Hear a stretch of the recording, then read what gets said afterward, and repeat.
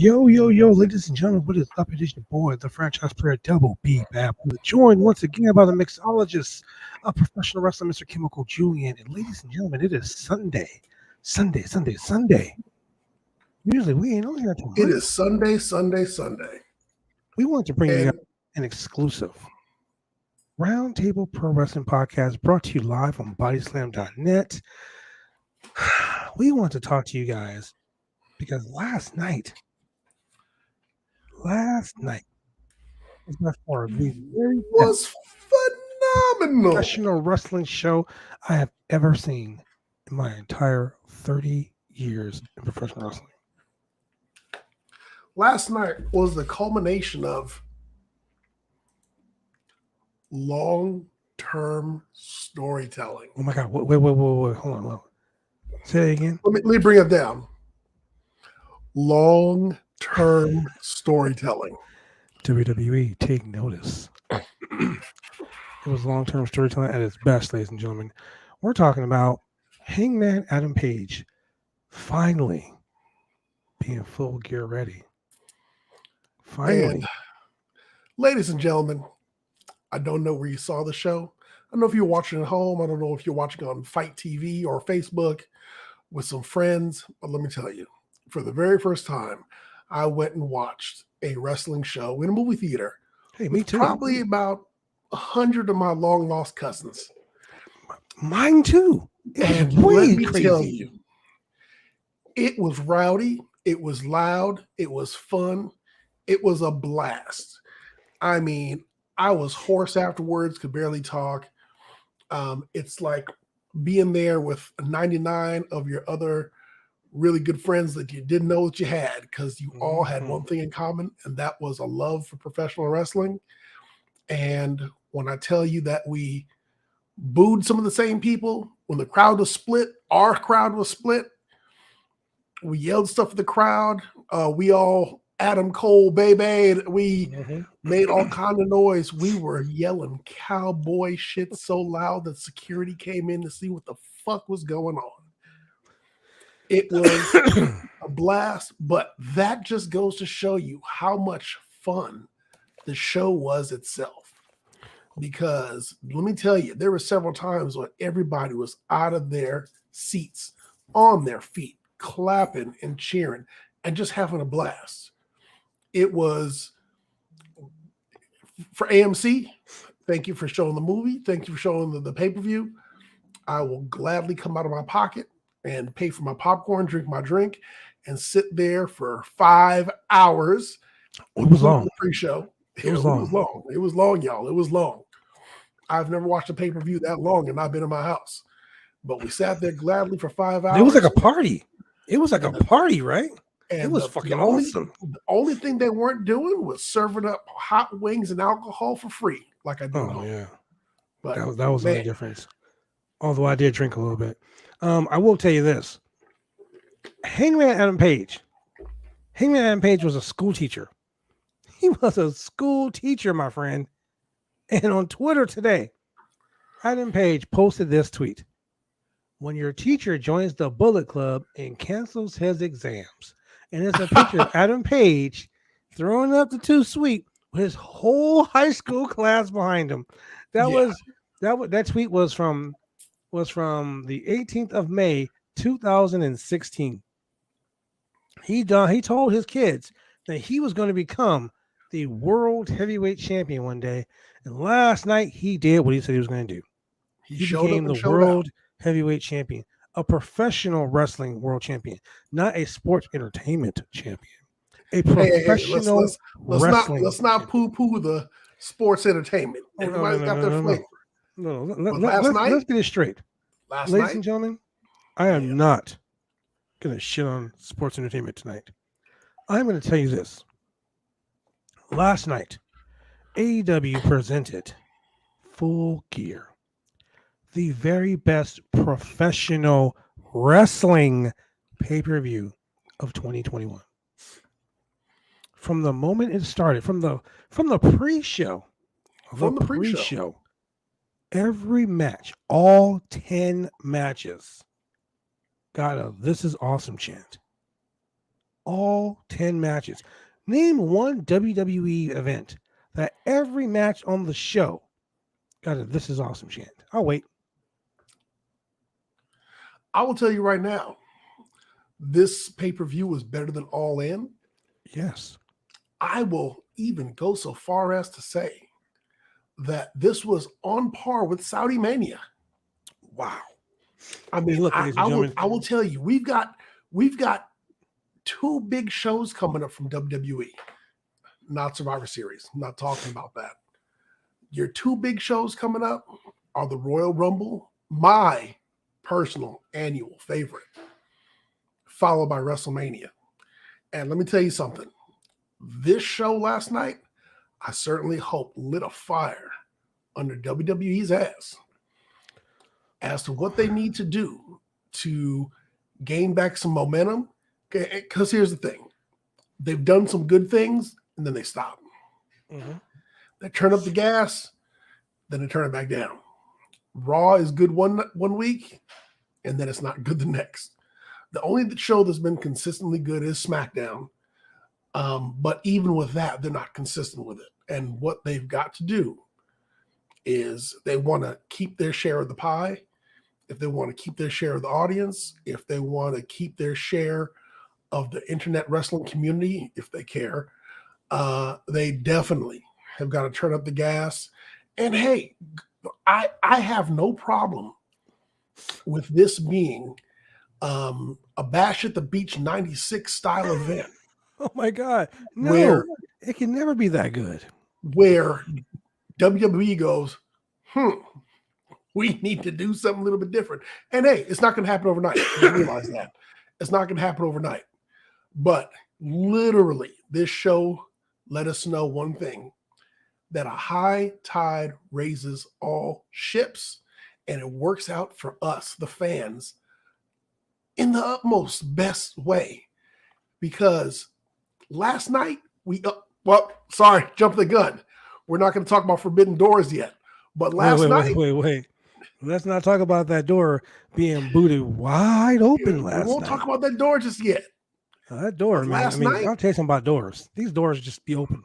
They just be open. And quite literally, when we talk about Forbidden Doors, last night, quite literally, we learned that when one set of doors close, another set of doors gets kicked wide the fuck open. Yeah. It was a very interesting event, ladies and gentlemen. I'm going to tell you right now, it's the very best professional wrestling event I've seen in a long time. Saudi Mania, like I'll tell you right now, ladies, we keep calling it Saudi Mania. We're talking about the show in Saudi Arabia. I can't think what it's called. It's Saudi Mania. Crown Jewel. Yeah. Look, great show. But tonight, we're talking about the best professional wrestling show in the history of professional wrestling in 2021. Look, let's start off with the match that we talked about on the prediction show. And Julian, since we're talking about the prediction show, I gotta say right now that the Jabronis, another podcast group here by Sometime.net, congratulations to Mikey. Mike, he is now the push predictions champion. They beat my ass in prediction warfare last night, ladies and gentlemen. I ain't gonna lie. AEW just gave me the what. I was like, this is gonna happen. This is gonna happen because this is right. And this will happen, and I was wrong. And you know what? I'm glad I was wrong on certain things. Points count.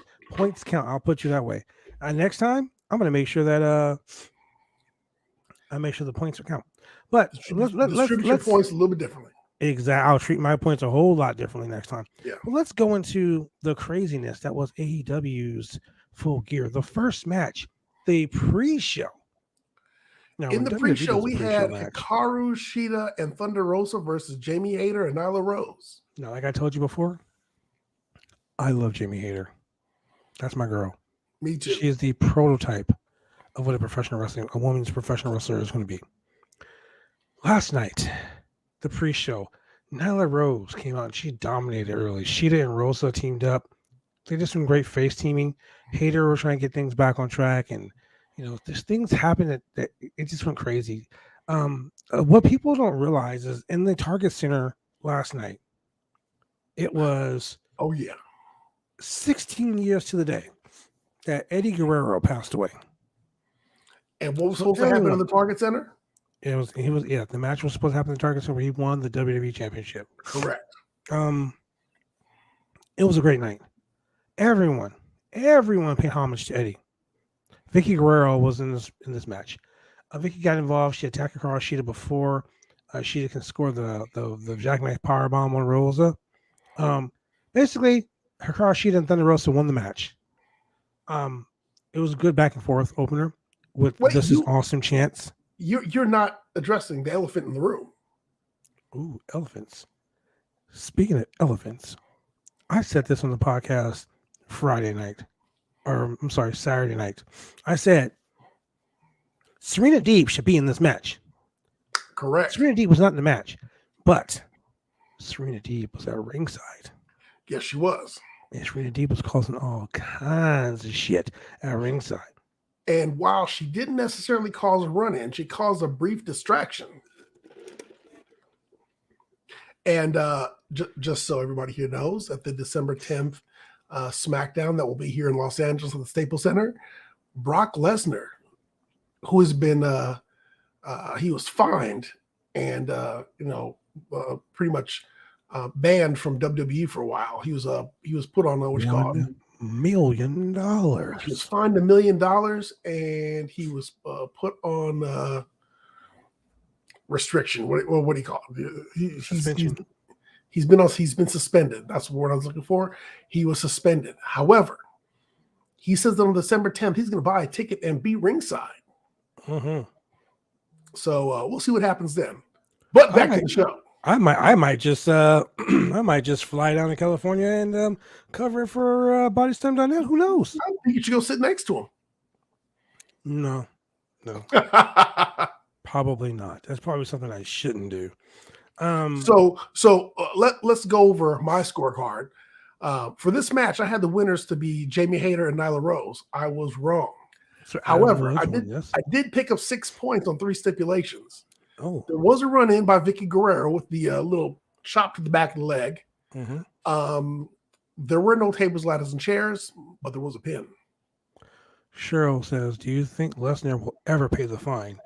The answer to that is that's pocket change for him. That's like one appearance. He's like, "Oh, $1 million? Just don't pay me for showing up on December 10th." Well, Cheryl, I think what he did is he went back to his farm. He butchered up a few cows, sold them in the free market at the local Grange fair, and he raised $1 million.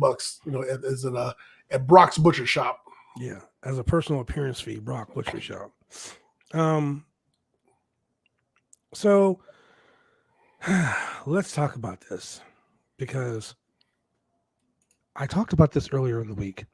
Hikaru Shida, Thunder Rosa, Jamie Hayter, and Nyla Rose are all members of the TBS title tournament. Correct. They're facing each other.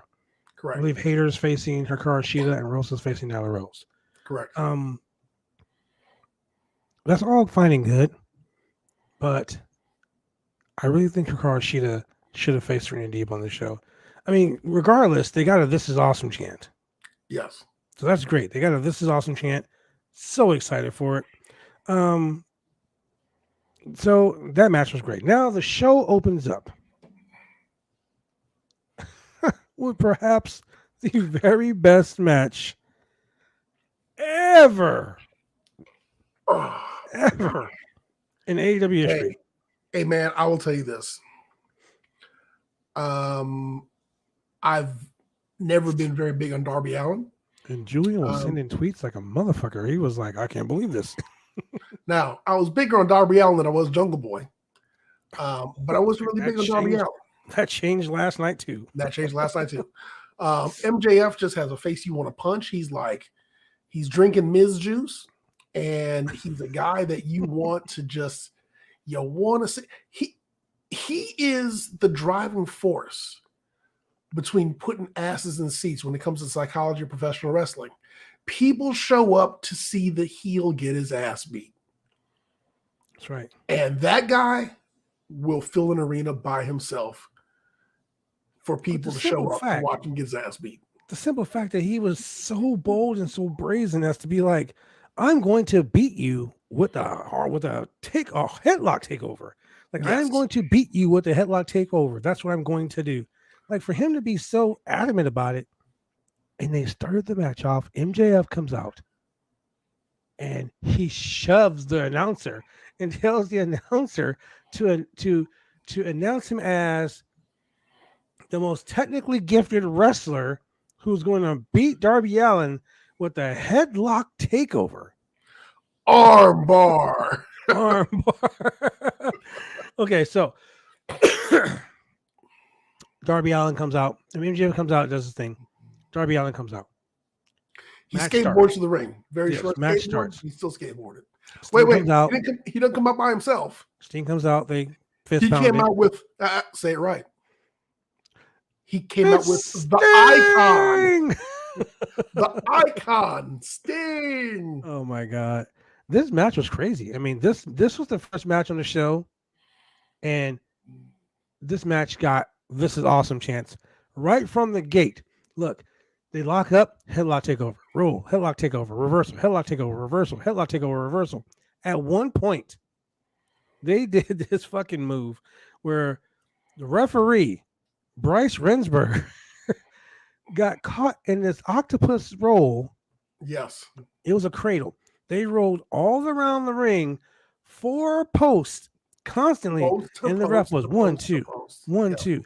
There were 15. I counted them. 15 near falls in 1 minute, and that ref was on point with every 2 count. Yes. So shout out to Bryce Rensburg for that. In position, doing his work. There was one spot that really got me though, man.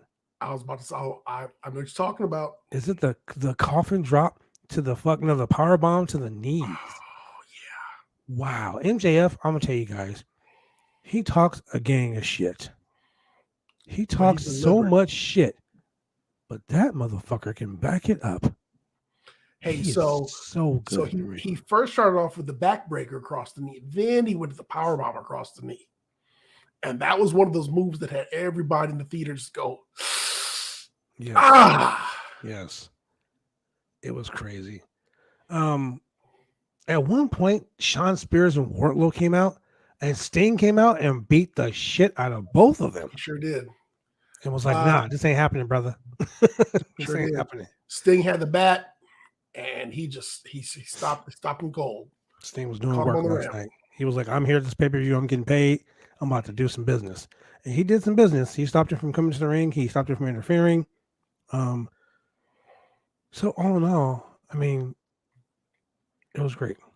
Now, this match went long. It ran just about 30 minutes, I want to say. But there were no dead spots.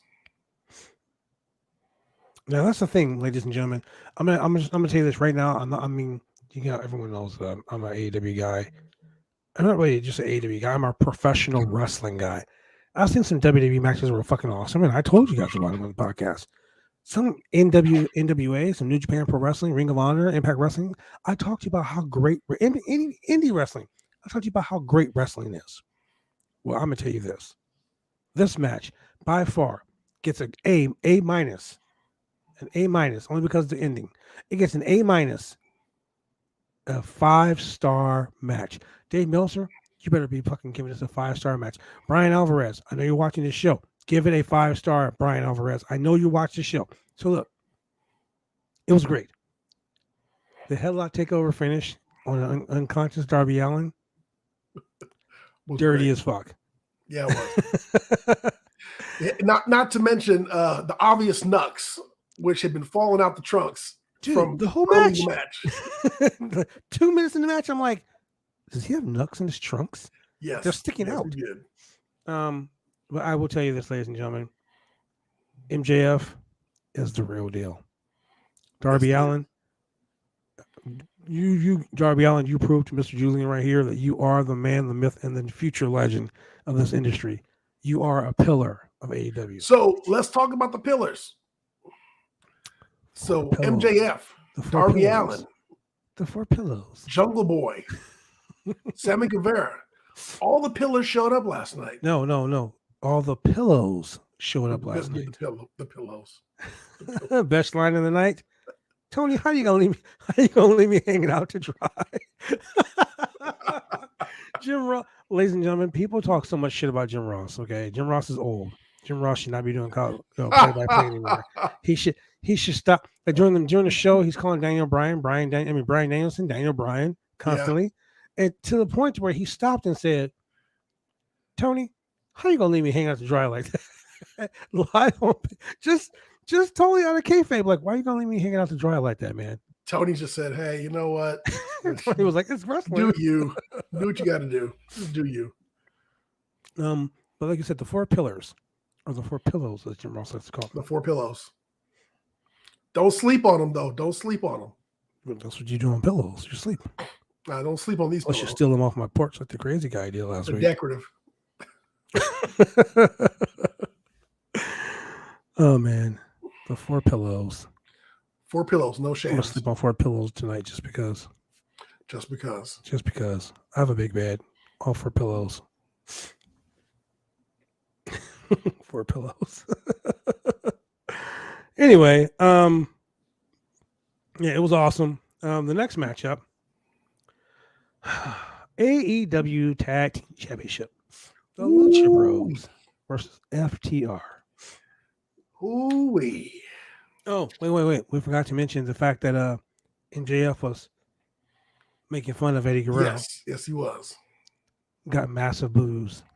But even Tony Schiavone said it, and Tony Schiavone was being salty as fuck. He was like, "Can you believe these people are rooting for this asshole?" I was like, did he just say that? Like, Tony Schiavone is salty. Basically. A man, look, halfway through the match, it was... So at the start of the match, the majority of the people were chanting for Darby Allen, and some were chanting for MJF. At the halfway point, it was half and half. Yeah. They were, let's go Darby, MJF. Let's go Darby, MJF. It was crazy. Yes. This was a raucous crowd, man. This was Minneapolis, Minnesota. Oh, yeah. Minneapolis. This crowd, ladies and gentlemen, it's like a fucking Chicago crowd. Or Madison Square Garden crowd.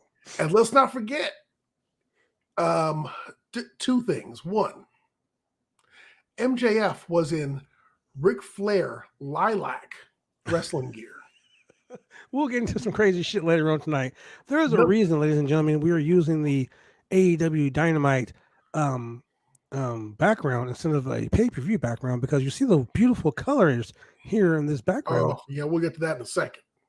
They were on display tonight. Number 2, we're in Minnesota. We're in Flair country, not North Carolina. We're in Minnesota, the home of Ric Flair, Kurt Hennig, the Road Warriors. I mean, so much talent came out of Minnesota, but Minnesota originally is, we'll get to that in a few minutes too. Crazy old man at ringside. Crazy old man at ringside. He was in the match.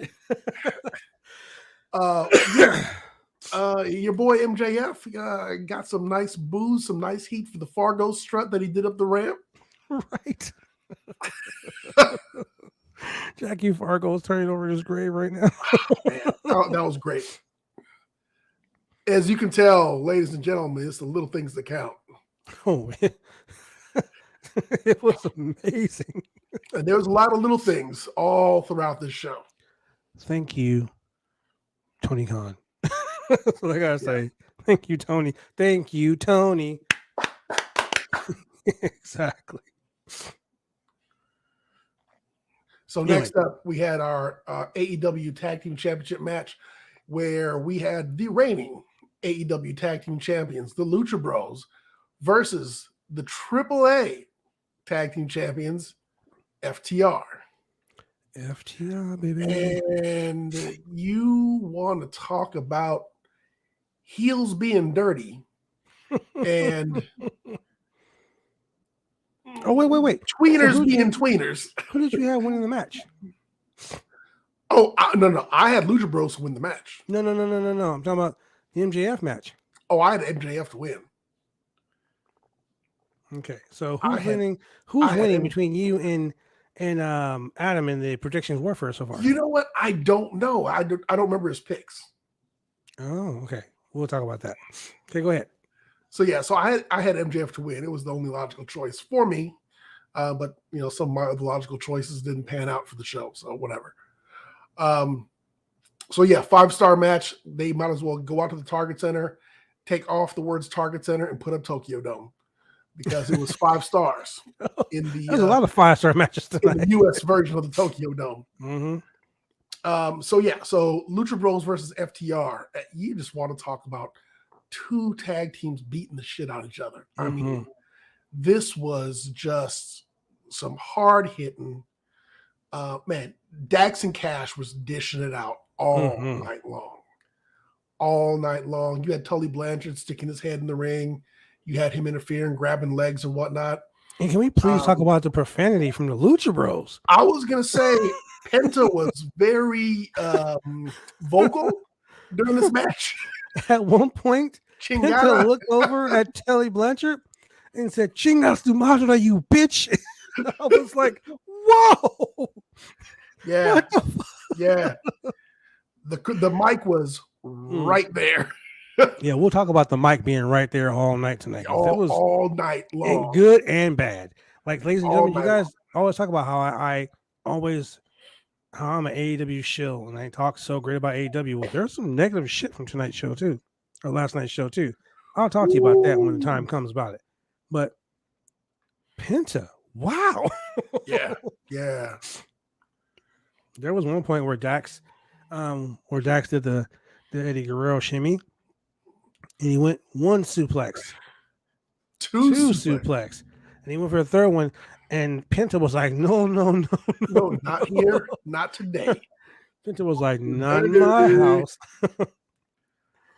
Yeah, I gotta say, when Penta went for the 3 Amigos, he got the legs spun around properly. He got him over, and then followed up by a magnificent frog splash. Yeah, there were several Eddie Guerrero frog splashes tonight. Yeah, or last night. Some better than others. Oh yeah, some better than others. Yeah, it was a very interesting night. Jericho, stick to the line, Saul. The top rope days are over. We'll talk about that. We'll talk about that later as well. Like I said, there was some good, there was some bad. But the at one point, Phoenix kicked out of the pin, and Cash grabbed the AAA tag team belt and smacked the shit out of Phoenix. Oh man, it looked like it was going to be a repeat. It was so loud. but yeah, it was loud. I mean, it was hard hitting. It was a good smack, and I was just like, "Oh no, there goes my predictions." But it was 2 counts. It was like 2.75. Yeah, it was so close to 3 that shit. It might as well have been 3. That's how close it was. But there a few times they got lost. They got a little convoluted. And this is where I felt that something was wrong. When FTR did the whole Killer Bee gimmick, and wait a second, I didn't realize. Yes. They pulled a Killer Bee gimmick in Minneapolis, Minnesota. You don't say. Tony Khan, man. You wrestling genius ass. Once again, thank you, Tony Khan, for being the man that you are, putting on a great fucking show. So they pulled the mass confusion gimmick, but they put the mask on under the ring. The what they call themselves, I can't think of the lucha name they used, but it was really funny. I think it was like Los Quesadoras or something like that. But they put the mask on, and then they slid back in the ring, and you can tell it was Dax. It wasn't Cash. It was the legal man. And FTR hits him with the assisted package pile driver. I mean, the Lucha Bros hit the assisted package pile driver for the pin. And I was just like, they're going to go ahead and they're going to call it off. They're going to be like, hey, wrong man was in the ring. Yeah, I thought they were going to do the Dusty, but they didn't. They sure did not Dusty finish this one. However, what that does is that gives FTR the opportunity to say, hey, you didn't win. The wrong guy. Yeah, you didn't win. Rematch. So they retained the AAA tag team belts, but FTR lost their shot at the AEW World Tag Team Championships. I'll give this match a 4.5 stars. All right, I'll go with that. 4.5 stars. It was pretty good. Meltzer, if you're watching this, 4.5 stars. I will tag your ass on Twitter. The next match was the match that I was very disappointed in, but I loved every second of it. God's biggest rival, the man who is God's biggest enemy. Almost the chosen one, but the Redeemer. The Redeemer himself, Miro, versus the American Dragon, Bryan Danielson, or as Jim Ross will call him, Daniel Bryan. That's because Julian, you don't need to hang out the drive, America last night. Every time Bryan Danielson's name comes up, I'm just going to say, Tony, why are you going to leave me hanging out to dry like that? Hanging out dry. Jim Ross, you old bastard. Miro even sat in the ring on 3 occasions and looked up to God and said, "Why have you forsaken me? Why have you forsaken me?" Yes. Come on, man. He was, this whole gimmick, man, this whole thing has been a blessing and a curse. Well, who knows? Maybe he'll turn his back on God and join the House of Black. Man, I mean, him and God are feuding, so I don't know. Like there's a blood feud between Miro and God right now, apparently. One of those blood feuds you might lose. Hey, maybe if Miro were to go out his way and make a sacrifice, and do it the right way, like they did, make it big, like they did in the Old Testament. Yeah, God might show him a little bit of favor. I think Miro is mad. I think he's been smited because last night. That wasn't God. That wasn't God who smote him last night. That was Daniel Bryan who smote him off the top rope. I will tell you, ladies and gentlemen, we talk about hard-hitting matches. What's up, Oscar? Welcome Oscar, to the chat. what's up? Welcome, my friend. We talk about hard-hitting matches. My God. They beat the holy piss out of each other. To one point, Miro was standing there like, hit me again. And he was Bryan Danielson was kicking the shit out of him. Several times, Bryan Danielson went to some finishing maneuver. He went to some submission holds. At one point, he countered the game over. He countered into the label lock. Miro fought off the label lock. Danielson locked on a triangle choke. Miro crawled away from that. At one point, Miro had him in the game over not once, but twice. Gave him the double stomp to the back. Yes. And when he didn't tap out, he looked up and said, God, why have you forsaken me? Yes. And he picked up Bryan Danielson, put him on the turnbuckle, climbed up to the top turnbuckle. And I don't know if this was like a...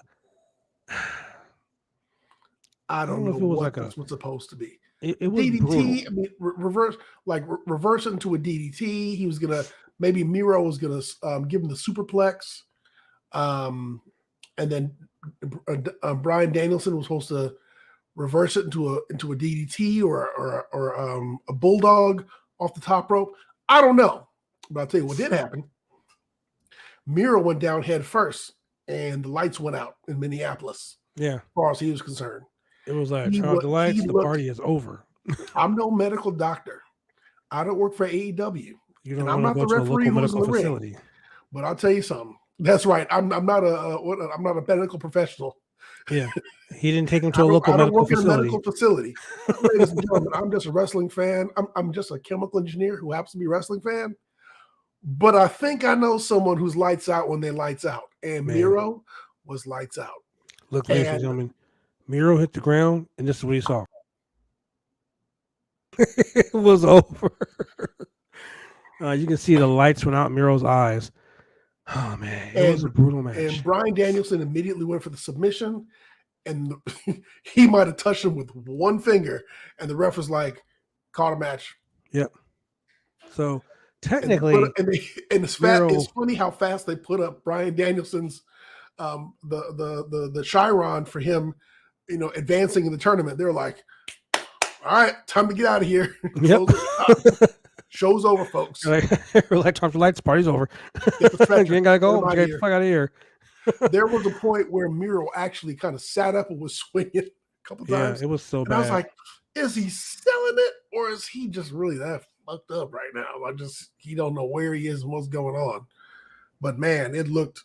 So the official ruling was Bryan Danielson defeats Miro by pinfall.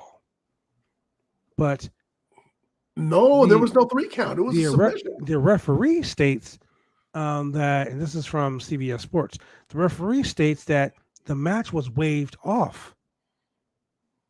So make up your mind. Did he tap? Did he get pinned? Or did he just fucking wave the match off? Wait, who waved the match off? CBS Sports says that the referee waved the match off. As in, stop the match? As in, this is turn off the lights, the party's over. It's a it's a stop. Well, sorry, a match stoppage due to Miro being knocked out, not being able to continue. So, does Miro lose, or does this go to a rematch? This Miro lost. Okay, that's the way the announcement is. But I don't know, man.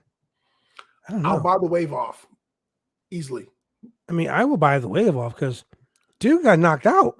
And when the ref checked on him, the ref was like, "Hey, let him go." Like, I was worried for some CTE, man. Like, I was like, Jesus Christ. Yeah, he either sold the hell out of it, or he was legit out cold. No, yeah, I legit think that he was out. There is no way you can sell when he hit the mat, he that looked bump. Yes, when he took that bump, he looked out cold. I've seen some crazy ass bumps, ladies and gentlemen. I've seen some shit that I looked at like, wow, that guy should be dead from that bump. Hey, Cheryl, the only thing that Miro tapped was his head against the mat. Yeah, that's right. he tapped his eyelids closed. That's what he tapped. His head tapped the mat and he went lights out. Yeah, he was at the party and the lights were out. It was over. So Miro loses, and the man that I didn't want to advances to the finals, or advances to face the winner of the AEW World Championship match from later on tonight. Correct. Now, I didn't want, and I know people are going to be a little upset by me saying this, but I didn't want Bryan Danielson winning. Correct. Because technically, he really had no reason to want to win the championship if he's trying to face Kenny Omega. Correct. That was the whole thing. He wanted to face Omega. Now, and he's supposed to be facing Omega because he and Omega hit the time limit and their match was over. Exactly. So in my opinion, if Omega retains the championship tonight, then he can face Omega. If Omega doesn't face and win the championship, then he faces Hangman Adam Page. Correct. So that storyline is totally out of the window now. But this match, the next match, was something that really, I know it made Chemical Julian. I know it made you stand up in that movie theater and say to yourself, well, goddamn. We can only be talking about the AEW Falls Count Anywhere match. This 6-man. Okay, so here's another thing that kind of made me a little upset. This match was a Falls Count Anywhere match. And it was legitly crazy. I mean, shit happened. At one point, they were at the fucking luxury box at the top of the stadium. Yes, they were. Okay, so that's crazy. But later on in the match that I don't give a shit about, but we're going to talk about it right now because I need to get it out of the way. The Inner Circle Jerks versus Ethan Page, Scorpio Sky, Junior Dos Santos, Andre Arlovsky, and Dan Lambert in a Minnesota street fight. They had hockey sticks. Well, they did. But let me ask you this. The referee for the match is, in my opinion, Chris Jericho's favorite person in AEW, Aubrey Edwards.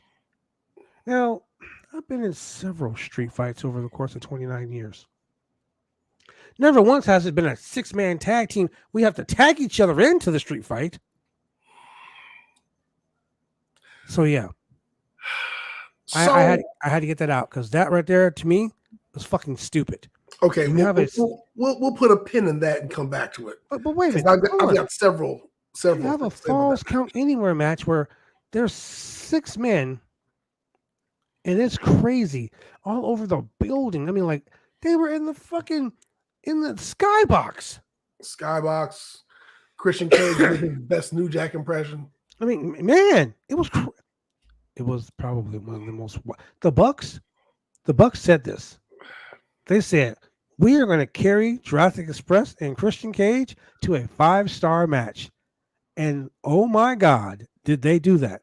But the Inner Circle versus Ethan Page, Scorpio Sky, Junior Dos Santos, Andrei Arlovsky, and Dan Lambert. If you have a feud with someone, you don't start the match by locking up. And you certainly don't have a street fight by tagging motherfuckers into the match. RB Edwards, you're a fucking horrible referee. I had to say it. Okay. So going back to Christian Cage and Jurassic Express versus the Super Click, falls count anywhere. So, ladies and gentlemen, if you've been watching this podcast, you know 2 things about me. 1, I've not been very big on Jungle Boy, and 2, I, on occasion, tend to shit on Luchasaurus. After last night, I'm not going to say that I retract everything that I've said, but I will say they shine in a much better light in my eyes than they have in the past. And let me tell you why. Jungle Boy showed up and showed out. Christian Cage did what he was supposed to do. Luchasaurus. He's just an angry old man. Luchasaurus, he took a beating and he dished it out. Like he was actually 2 things that I saw in this match. Luchasaurus, better than in any other match that I've seen him was actually in position and on time. Yes. Like his timing was great. Like he was there to break the pin. He was there to intercept a kick or a punch. He was there to be where he was supposed to and show up on time. Much better than he has any time in the past. I mean, dude had hustle last night. For a big man, he had hustle. And he took a beating like the big man is supposed to. He took so many bumps. The big man also took a thumbtack studded knee pad triple VTE trigger to the ear. Okay, so let me say this real quick about this match. Ear. Luchasaurus wears this thick ass mask, right? So you really can't do anything to his face because his mask is so thick and rubbery. But they hit him with that BTE trigger, and it was like stuck. I was like, why isn't he dead? And everybody said, God damn. Sure, you're right. Luchasaurus moves like a cruiserweight. The guy is 6'6", 280 pounds, and he's doing standing moonsaults. Yes. Better than Matt Sydal. I'll put you that way. Better than Junior Dos Santos. Oh, let's not talk about that shit. Also, ladies and gentlemen, if you were watching this movie on a big screen like I was, and thank God I was not watching it at home on my 65-inch QLED, because if I was, I'd probably need some eye drops, or I'd be wearing or a retina shrinkage or something today for the bright ass fuchsia that the Bucks wait to the ring. Hold on. Before you go any further, ladies and gentlemen, look at the border. Look at the border of our screen here. That's the color they had on. The bottom left and right corner. You see those bright ass colors? Matt and Nick Jackson, the Young Bucks, showed up and showed out in the most outlandish their gear. What if you want to talk about? I want to dress so douchey to help me be a heel. They succeeded. They won. How to dress to be a heel. I will tell you, Seth Rollins he's a close second. But last night they said we're gonna show him what dressing to be a douche looks like. Hot pink. So it was such an offensive color to my eyes on that movie screen last night. And it was in THX too. They spray painted their beards the same color. Oh man, it was a sight to behold. It was something to behold. It was something. Look, the match was on point. Like they did so much crazy shit. I mean, Nick Jackson, Matt Jackson hit the Macho Man elbow on a Luchasaurus through a table on the outside. That was a very nice Savage elbow. Christian Cage brawled with Nick Jackson all the way up to the fucking, like, literally, they show earlier in the night, they showed Team Taz up in the Minnesota Timberwolves skybox. They brawled so far you can see Team Taz sitting at the top of the fucking thing right there. Yeah. It was crazy. Jungle Boy hits a run through a table off the top rope to the outside. Then they did, Christian set up a concerto and told Jungle Boy, do it. And you can see the look on Jungle Boy's face. And he was just like, I don't want to do it. Like, I'm too much of a goody good guy. Oh no. First off, they came down the ring in jeans. Luchasaurus wore his tights, but he wore some jean infused tights. He wore Luchasaurus gear. Yeah. Because if you had a time machine and you went back to 20,000 BC and you saw a dinosaur walking across the plains, it had all 501s. Okay, so look, first and foremost, if I went back 20,000 years or 20, I went back all the way fucking to the beginning of time and I've seen some dinosaurs, I'm going to shit on myself for one. For two, if I see them wearing some 501 Levi's, I'm going to shit on myself and shit on myself again. with weave and spandex. Right. For the stretch. That's right. Look, it was storytelling at its best. This match, and you're right, man, it is always solid with this. This was so fucking good. Hey, and you know what? After Luchasaurus did that dive off the ramp. Oh yeah. Onto the Bucks. Dive off the ramp. You know what I said to myself? I said, Goldberg, I hope you're watching. Because when you want to kill somebody, that's how you do it. Look, it came to a point where Nick Jackson and Brandon Cutler were brawling with Christian Cage outside the ring, and out of nowhere, like from the top, like Christian Cage, like drop kick both of them, and he went up the first ladder, the first rung. Yeah, and he looked up, and he said, "Nope." And he went to the second highest level, gets up there and does this. And jumps off the fucking thing.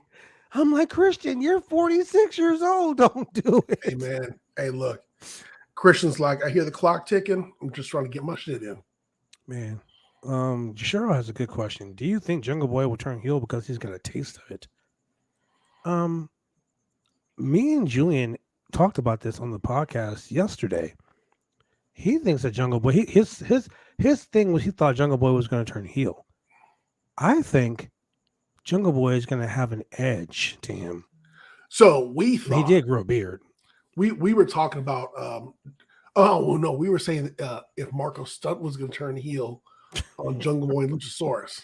I hate Marco Stunt. But Marco Stunt was nowhere to be found. So thank God. Yeah. Thank God. But we're going to go ahead, talk about how crazy this was. This was off the chain. I loved every fucking possible second of this match. Oh man, just what can I say? Okay, you watch this. Jungle Boy, Luchasaurus, for your efforts last night, I give this match. Oh shit! 5 stars. What he's trying to say, ladies and gentlemen, is Luchasaurus, you 5 million BC year old ass dinosaur. Jungle Boy Jack Perry, you tree climbing, long haired, fucking Anna J loving ass, pretty boy, Beverly Hills 90210 ass kid. He gave you 5 stars because you did amazeballs. The end of this match happened after a BT trigger on Luchasaurus. Jungle Boy broke up the pin at 2.99999 seconds. Yes, he did. Yeah. Luchasaurus chokeslam Adam Cole. He chokeslammed Adam Cole off the ramp. And they hit a fucking... Okay, look. Remember back when Brock Lesnar was wrestling Kurt Angle, and Brock Lesnar took his 285-pound ass to the top rope and attempted a shooting star press and landed on his head. Yeah. Luchasaurus, 6'6", 6'8", 285 pounds, legit hit a standing shooting star press clean on both Nick, Matt, and Adam Cole on the floor. A shooting star press, ladies. He is a huge fucking man. Clean. I'm 223 pounds, 6 feet tall, and I can't hit a shooting star press like that. And he hit it clean, man. Cleanest of clean. Matt Sydal, I will say, watching. For in each and every way that Luchasaurus offended me as a fan from at bar wrestling out here in Irwindale, California, he made up for it last night. Yeah, he showed up. Look, ladies and gentlemen, this right here was one of the sleeper hits of the night. Yes. And the Bucks said, we will drag you to a 5-star match at Full Gear. And I'm going to tell you something right now, ladies and gentlemen. They drugged the Bucks and Adam Cole to a 5-star match last night at that damn show. So, ladies and gentlemen, the Jurassic Express from Christian Cage beat the Super Click. I give that match a 5 stars. And Jungle Boy hits, and it says Nick Jackson, but it was actually Matt Jackson that they hit with the concerto. Yes. And then he just sat down and covered him. 1, 2, 3. And I was like, wow, I love this. And guess what? I might have been plus or minus 1 on my call on the number of super kicks. I think we only had 10 last night. You were right about the You were right about the V triggers in the main event. I'll tell you that. When you said that, I was like, "Yep, yep, he is exactly right about this." Yeah. Yep. It was pretty spectacular. Jungle Boy. I look forward to see what happens on Wednesday night. Yes. Speaking of that, we go to a match that. Okay, so the inside scoop about this whole thing. Remember how we were saying this match makes no sense? Oh, yeah. Okay, so Cody Rhodes, Pac, Malachi Black, and Andrade El Idolo. Those guys were supposed to be in a fatal 4-way. That was the pinned in match for this show. Correct. But things happened. They made a tag team match. Okay, now remember, ladies and gentlemen, how I said that. Remember how I said that the mics were too close to the ring this time? Remember how I said that? The mics are too close to the ring. Here's AEW's one mistake for the night so far. At one point in this amazing tag team match, Cody Rhodes comes out looking like Homelander from fucking The Boys. Pac comes out, the always angry bastard. Andrade El Idolo comes out looking like Black Mask from Marvel. With the whole white suit, takes off the black mask. Donovan Netzel says the mics were too close to the ring. Did you hear NWA 73? Yep. I was deep throating them. Okay, so basically the whole point of this is this. Look, Malachi Black had the best entrance of the night. My God. That was some Bray Wyatt shit. It was pretty awesome. So the match starts out, and all 4 guys are just slapping each other to tag each other in and out. Like there was no tag team cohesiveness whatsoever.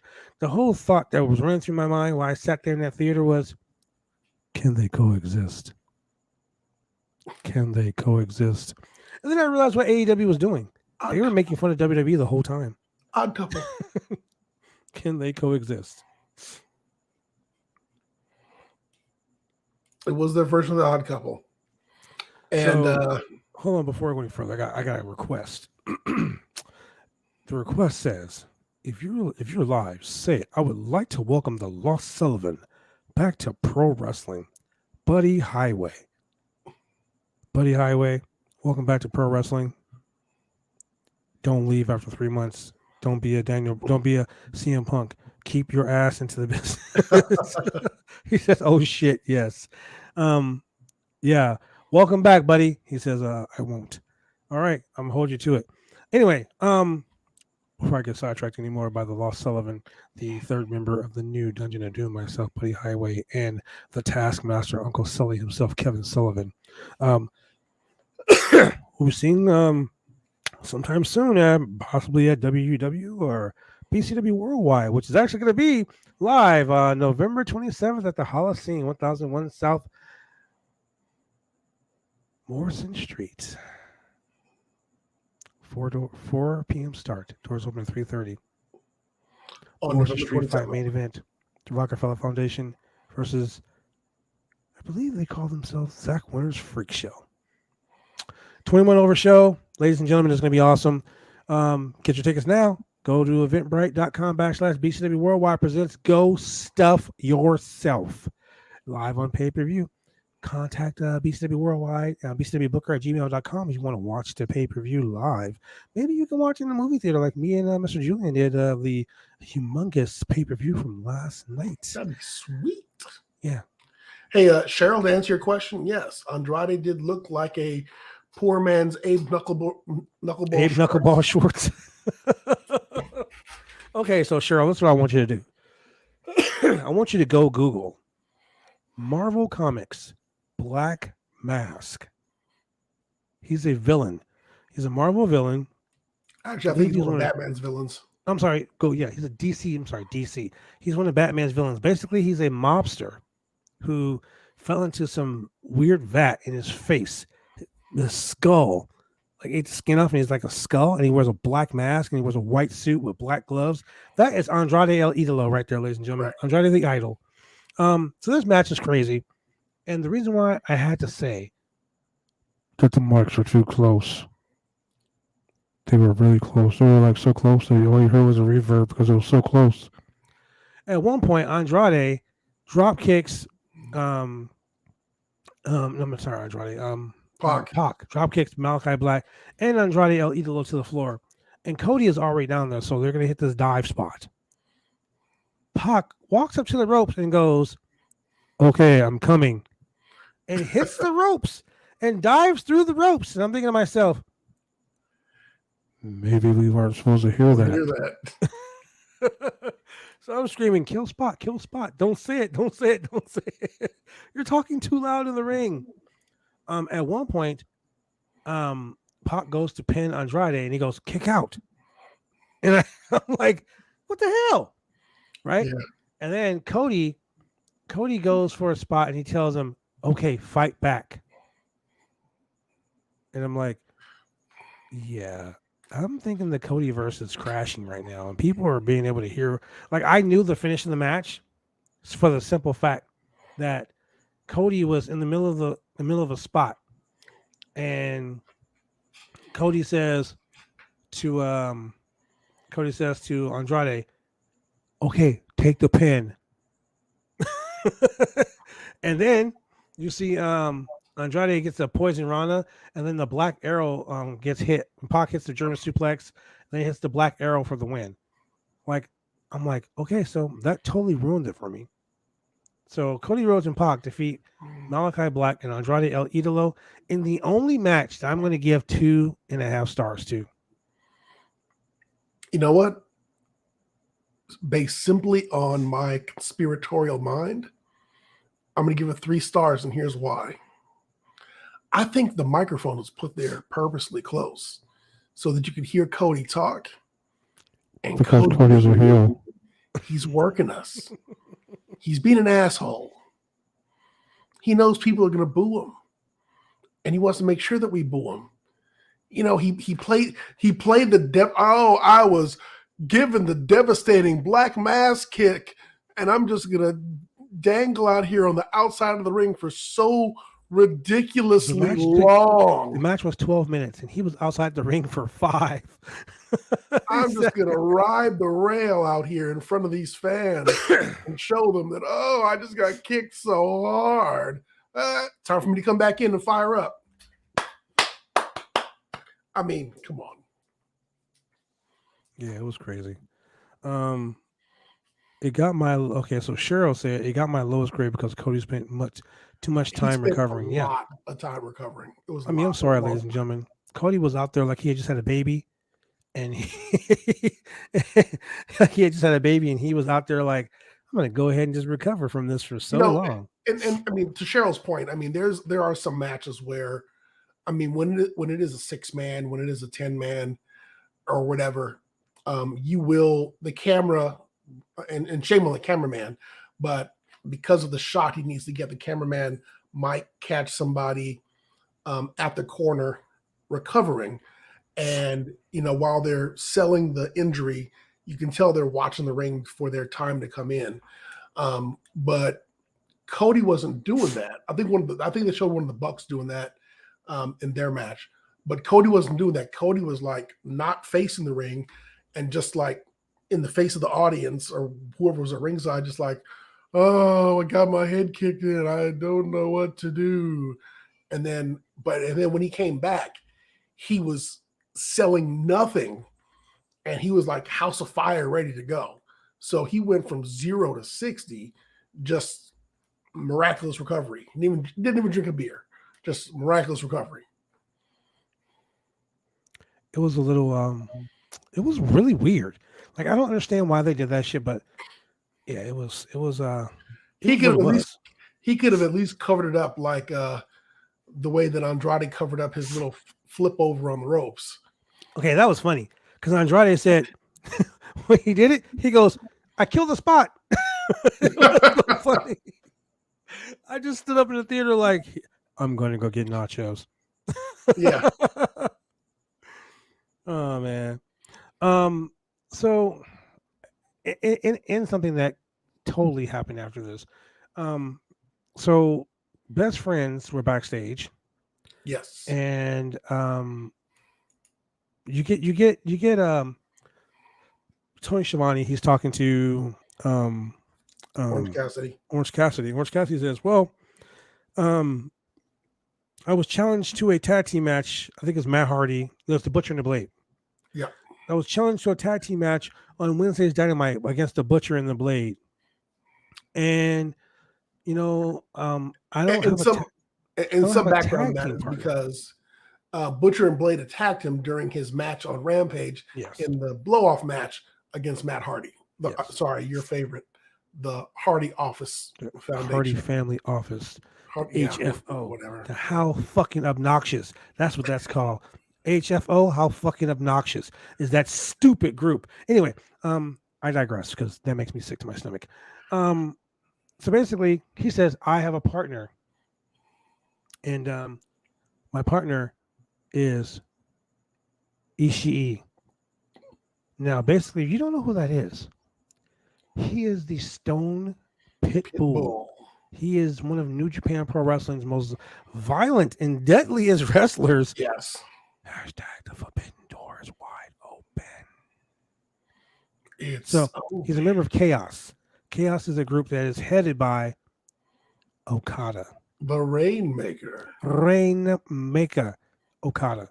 So Okada is already dangling his fingers into the AEW.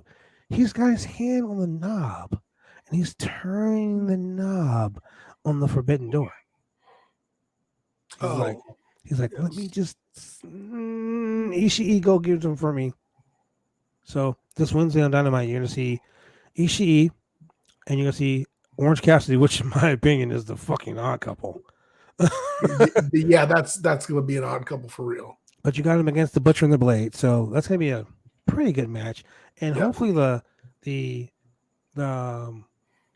fucking obnoxious ass Hardy Family Office won't interfere in this. How fucking obnoxious. Well, if they do, you're gonna get what you love the most, and that is gang warfare. Ladies and gentlemen, gang warfare is running rampant at BC. Hey, look. I think this is what's going to happen. They're going to introduce in 2022, the Trios Championship. And they shouldn't name it the Trios title. They should name it Gang Warfare Championship. Because so many people got beat up in the last 2 weeks of TV. It was crazy. It was like being in Chicago South Side in the 70s. Just gangs everywhere. It was like West Side Story. Minus the singing. It was violent. It was schmoz after schmoz after schmoz. Yeah, somebody was getting their ass kicked every single. Speaking of getting their ass kicked, the match that I was looking most forward to. CM Punk versus Eddie the Mad King Kingston. Oh my God. I will tell you right now, if you didn't have respect for Eddie Kingston, you got that shit tonight. That shit tonight. So here's a funny thing. I thought maybe the show was running short on time. And so as the match started, it didn't even start. I thought, yeah. Look, so my call for this match was I was going to go there. These guys are just going to start beating the shit out of each other for the bell and rings. Like it's just going to be on and cracking because the referee couldn't even get them to shake hands, check the knee pads or whatever, because State Athletic Commission, he couldn't get him. Ref couldn't do none of that. And before you know it, spinning backhand from Eddie Kingston to Punk laid him out, left him face down on the mat, head hanging out the ropes. And I was like, oh shit, maybe it's over. Look, as I saw that, all I could think of was fucking Julian.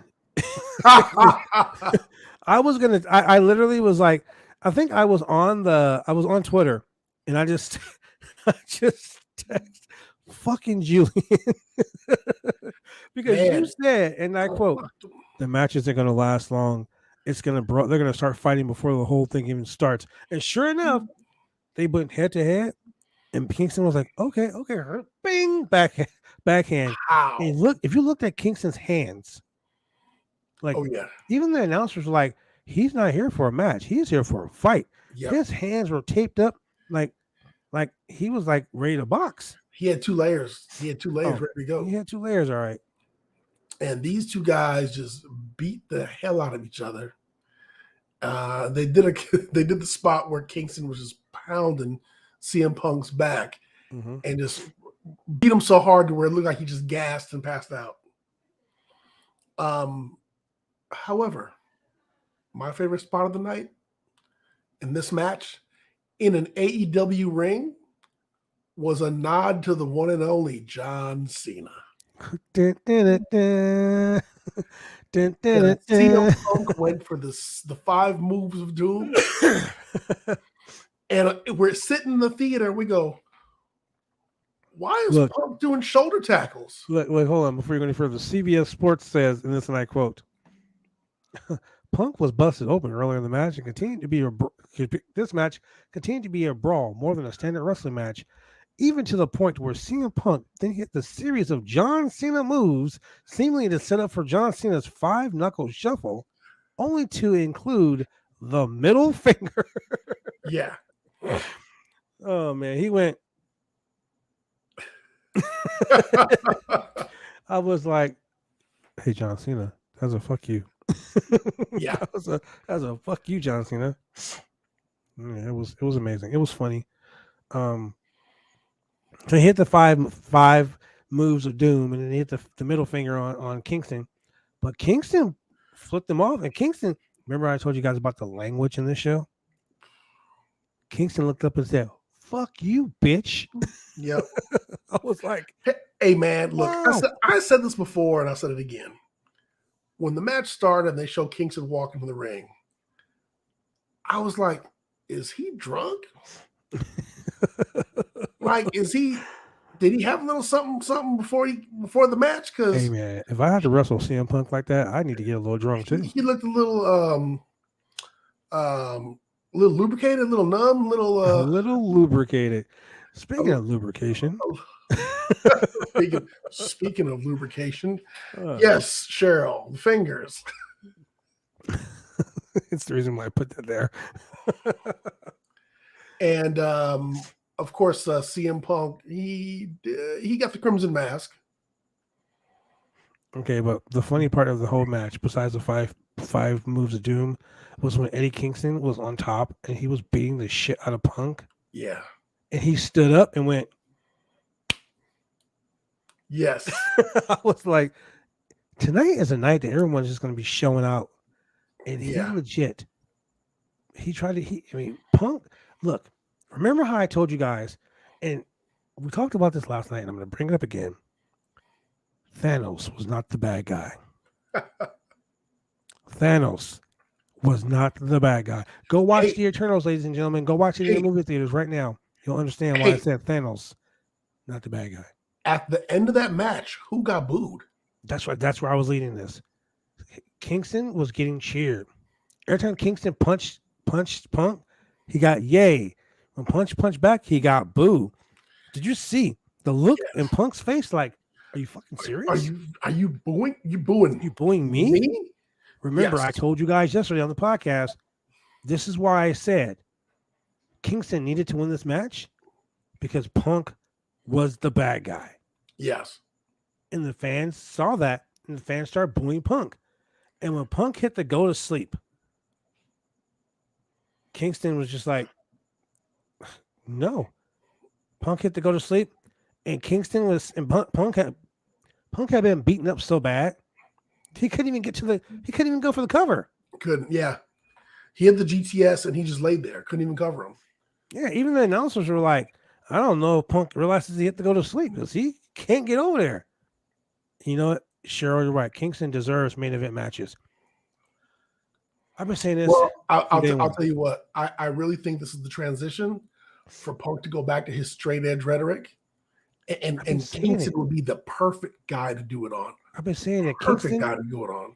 Kingston right now is the guy. Look, I'll put it this way. Kingston is CM Punk 2.0. Remember when Punk was being cheered from everybody because he was the one, he demanded respect, and he went out there and he got that respect. He may not have won every match, but he made sure you knew he was there. Tonight, Kingston told him, I don't care about beating you. I just want to beat you up.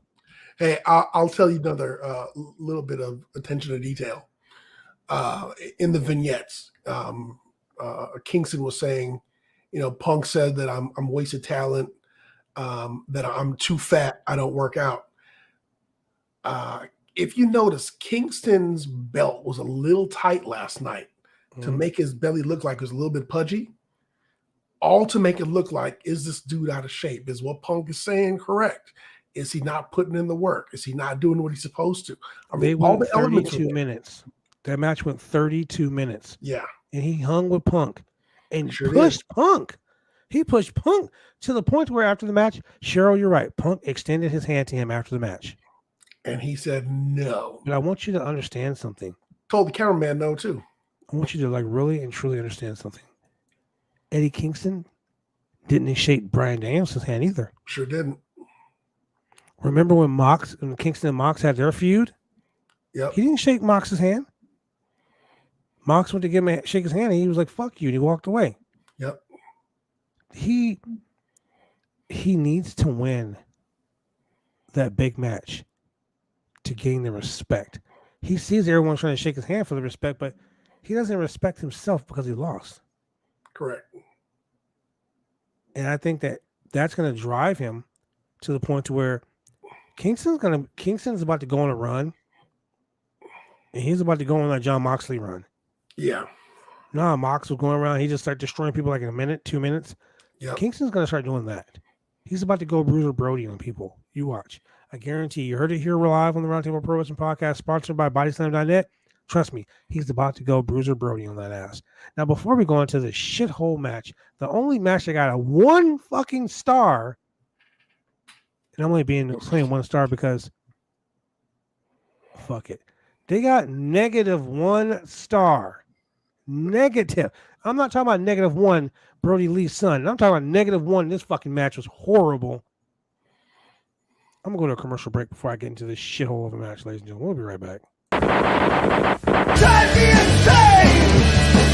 All these rules are lame, have been taking all the fun out! Drive me insane! All these rules are lame, have been taking all the fun out!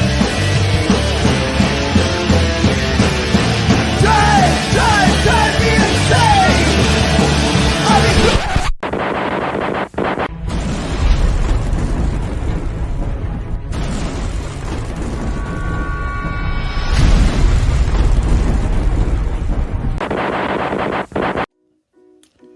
you want to get your hair cut, you go get your hair cut right. You head down to Big D's Barbershop. Big D's Barbershop, Vancouver, Washington's best and brightest. 1019 Main Street, Vancouver, Washington, where you can go get your hair lined up, cuts, fades, shampoos, conditions, and all the great things that go with supporting a local barbershop in a local business area. You can also reach them online at www.bigdsbarbershop.com. Go get your haircut right.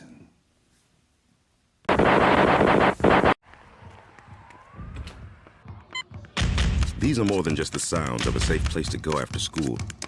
These are the sounds of interest being ignited and of mentors making an impact.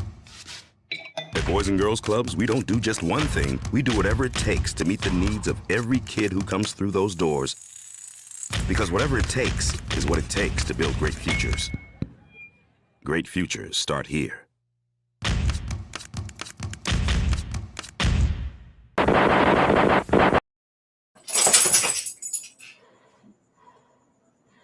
And it looks like by myself. Hey, welcome back to the Roundtable Pro Wrestling Podcast. It is at Chemical Julian with John Cena. And that is Sasha the dog. As you can tell, she's a wrestling fan too. She's watched many pay-per-views with me, and she sat through many a WWE. And this is actually going to be her 5th Royal Rumble. So big shout out to Big Sash, named after the #1 legit boss, Sasha Banks. Yeah, so while I've got you all here to myself, let's talk about one of my favorite matches last night. So let's go back to MJF versus Darby Allen. And guys, when I say that it's the little things that count, I mean for real. It's the little things that count. The Fargo strut, the Ric Flair lilac trunks, the Eddie Guerrero. You want to talk about just being a classic heel? MJF was that classic heel, and I loved it. Whoops. And you're back. I guess that 503 original commercial wasn't as long as I thought. I had to go. Sure wasn't. Yeah, I had to go do some. Speaking of which, when I finally come to one of your shows, I'm gonna make a reservations to see Big D and get myself lined up, get a nice little haircut. Oh yeah, Big D, man. I gotta go see Big D this week. I gotta go see her. I gotta get that haircut. Gotta get that line. Gotta get that shampoo. She does it great, man. She does a straight razor. Woo, man, tell you. Wait, hold on. You're gonna get a line and a shampoo on what? My hair looks. That's why my hair always look fresh, ladies and gentlemen. That is not why not a whole lot there to work with. I think that's why she keeps it. She keeps it. That looks like a #1, or maybe just a It's straight razor. 00, my brother. 00 with the razor blade. She gave me the Penta Special. She gave me the Saddle Metal right there. That's what she gave me. But yeah, man, it's Big D's Barbershop, man. That's like I say. Downtown Vancouver. I'm telling you, go get your hair done right. Get your hair done right. Oh man, hey, we did not miss the women's title match. The women's title match was pretty much like the semi-main event. Correct. Oh no, we did miss the women's title match. Yeah, we didn't talk about it, but it's coming up. Oh, how did we miss the women's title match? I mean, it's still coming up. We didn't talk about it, but yeah. I mean, okay, so we're talking about the shithole match, right? I think you're just in a rush to talk about the shithole match. Okay, the shithole match. I just gotta get out of the way. No. Let's focus on the positives here. Okay, the AEW Women's Championship match. Dr. Britt Baker, DMD. She faced Ty Conti. Now, Ty Conti had a great match. She had a great match. A lot of reversals, a lot of almost submission holds. It wasn't Britt Baker Thunder Rosa, which is pretty much what's going to happen. But she put on a good match. She came out, slightly reinvented from her previous incarnation. You could call her Ty Conti 2.0. And the commentators kept saying, She's really improved since her time. She's been in Jim Ross being salty as shit. She's been in the business 4 years. Well, 2 of those years she was actually just training. Hence NXT. So, sidebar for those of you who watch the show, let's talk about some of those signs we saw in the audience. Yeah, let's talk about the support wrestle talk. Support wrestle talk. I came here for 2.0. Cody solved racism. And there was a fourth one that I'm forgetting. But yeah, you got wrestling fans. I love you all. I think the one sign was 2.0 versus the baby. Yeah, because they're talking about John Moxley and Renee Paquette's baby. yeah. She walked past 2.0 in the locker room, and she glared at the BTE championship, and they were like, "Hey, you want to shut the BTE championship? Come back here, Blondie." Those guys are funny. He's like, "Yeah, but she got the baby. Oh, the baby want a shot too? I'll be the baby." 2.0, they're funny. They're kind of ridiculous, but they're funny. Ty Conti did hold her own for the most part for that match. She did. We skipped kicks over. to the corner were great too. We also skipped over the Acclaimed. The Acclaimed In the pre-show. Oh man, look, we all know how much I love the Acclaimed. We all know how much I love Max Caster's raps. Like Max Caster got more heat. He got more heat than the devil. Okay.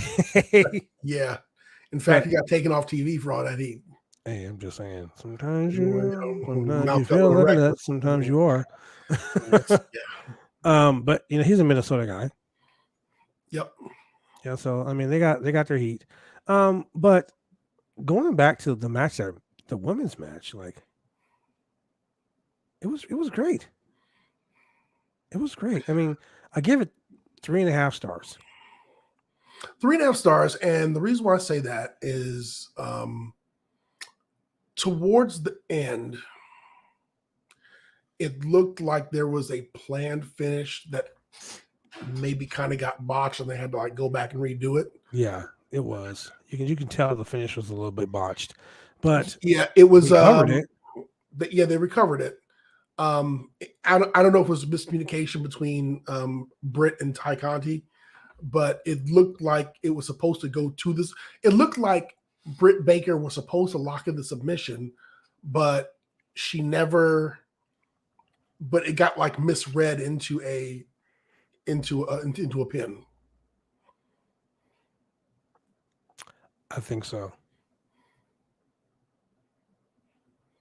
Oh my God! Breaking news: Will Ospreay would challenge the IWGP World Heavyweight Champion January 5th, Wrestle Kingdom. Yes. Now, Will Ospreay is the IWGP World Heavyweight Champion. Remember, he left IWGP. He left New Japan on an injury gimmick. Correct. But he left as a champion. So they had an interim champion. Yes. So it shows that the IWGP Championship will be on the line. Will Ospreay challenges the IWGP World Champion, but it doesn't show who the World Champion is.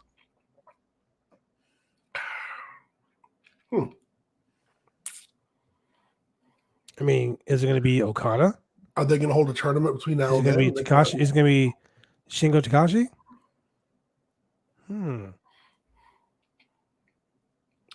You know who we didn't see last night? Who didn't you see last night? We didn't see the Murder Hawk. Okay, so the Murder Hawk has been out for a while. Doing what? Eating pigeons? I mean, I don't know, but I don't know. I do know this though. Cassidy Haynes, the FA, the El Jefe, the man here at BodySlam.net, last night he got chopped. He does this YouTube series. And he got chopped. Oh my God. By Nyla Rose. Nyla told him on Twitter. Yes. Nyla told him on Twitter, fill out your next of kin card, she also told him, go ahead and write out your will. Like, he's been shot by a bunch of people. I mean, Effie's gonna, Effie got him. You can find all those on biasm.net. You can go to biasm.net on YouTube. Here on YouTube channel, you can find Effie. He's getting shot by AJ Gray. These are Ring of Honor guys. Man, it's crazy. But anyway, going back to Britt Baker. Britt Baker has improved 10,000 fold. Yes. But she is such the great. She's so great. She's just so great. It was a good match. It was a really good match. But now I give that match 3.25 stars. And now to the -1 star. -1 fucking star. Like, they are so bad. This match was so. And ladies and gentlemen, I know you guys always say I'm an AEW guy. I put AEW over. I'm gonna bury the. Let me get my. Hold on. Let me find a shovel. Let me find a fucking shovel. Because I'm gonna bury this fucking match. Hey, hold on. Like I said, let's focus on the positives. So number one, the positives and the attention to details. So number one. This was a Minnesota street fight, so we had hockey sticks. Okay. Minnesota loves its hockey. Yes. Number 2, we had a fucking toaster. Okay, that was funny. That, cause I literally said, "Is that a fucking toaster?" We had a fucking toaster. We had a fucking toaster. I did say that. I was like, "Is that a toaster? That is a toaster." Number 3, we had Sandra. Wait. We also had a ski. We had a fucking water ski. Oh, water ski, yes. Yeah. I thought you said a skeet. I was like, hold on now. Okay, yeah. Yes, we had a water ski. Yeah. I would think a water ski would really hurt. And it looked like it did. Have you been hit with a water ski? I can believe it. So last night we talked about, or night before last, we talked about the bad idea of burying Sammy Guevara and his TBS championship in this match. No, his TNT championship. Sorry, TNT. You already buried the title. Look, you said wrong TBS. channel. His TNT championship in this match. Like what? Like what? What the fuck?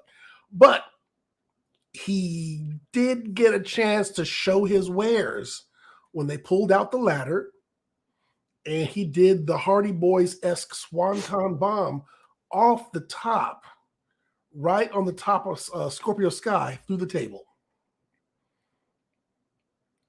We also got to see a ladder in the ring, and we saw a couple people get bounced off of it. And that's about where things stop.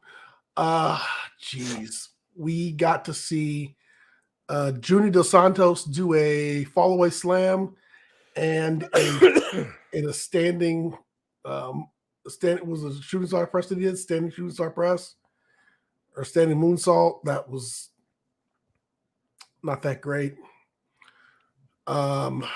We saw the MMA guys doing MMA stuff. That was MMA-ish in a wrestling ring.